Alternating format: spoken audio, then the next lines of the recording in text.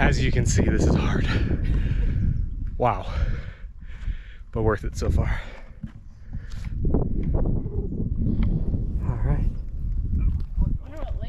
What's up, Adventure Fam? Today we're going out to Lawson Peak Trail. This was a 4.9 mile out and back trail with 1,572 feet of elevation gain, and it took me about 2 hours and 30 minutes round trip.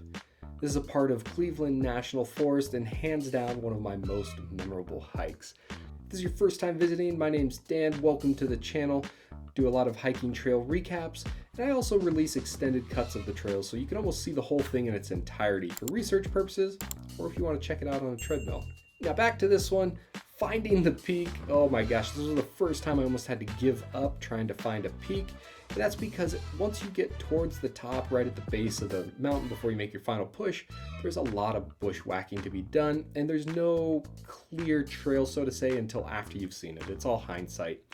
And you'll have to climb some boulders, and we made the mistake of on the way up the mountain, we started by going left, in which case going right when we hit our first split was the right way to go. Now, as you make it to the top, the next part is, where do I get to the summit? Now, there's two ways that I saw people go to the top. One was you could find a slope that you feel like scaling, and you could scale up to the top of the peak. Within reason and being careful, it should be all right. And then the other is coming up through what I'd like to call like the mountain rock cave. And this part here was extremely difficult, and we missed it multiple times because we were looking for a rope and there wasn't one.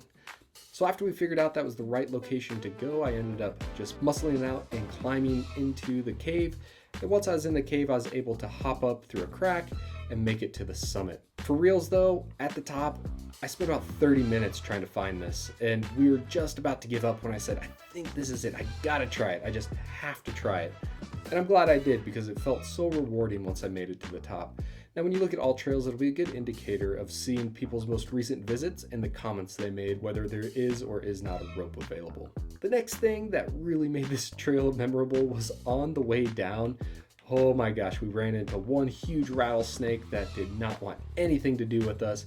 He was rattling, shaking, and took his time crossing the trail, and even once he got buried behind a rock and we had enough room to pass safely, he was still rattling like, I don't want you near me.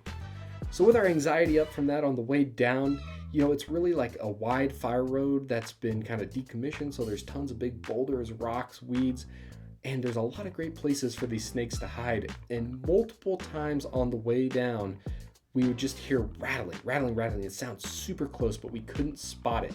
So we'd kind of take the higher ground on a rock, we'd take a moment to breathe, look around, try to see where is the snake, and several times we weren't able to find it, which is nerve-wracking when it sounds like it's right underneath your feet.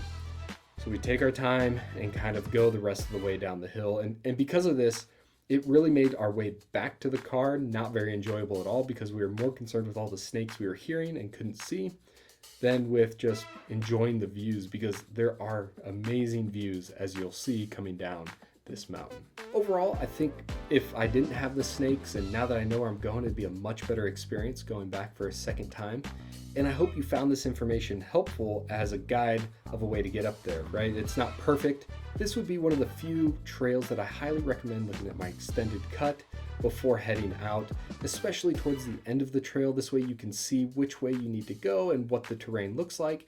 That way, even if you get there and you still can't quite find it, you're a lot more familiar with what you're looking at than not, right? Because this would have been super helpful for me had I had seen it and known a glimpse of where I was going than not at all, and just trying to follow the map.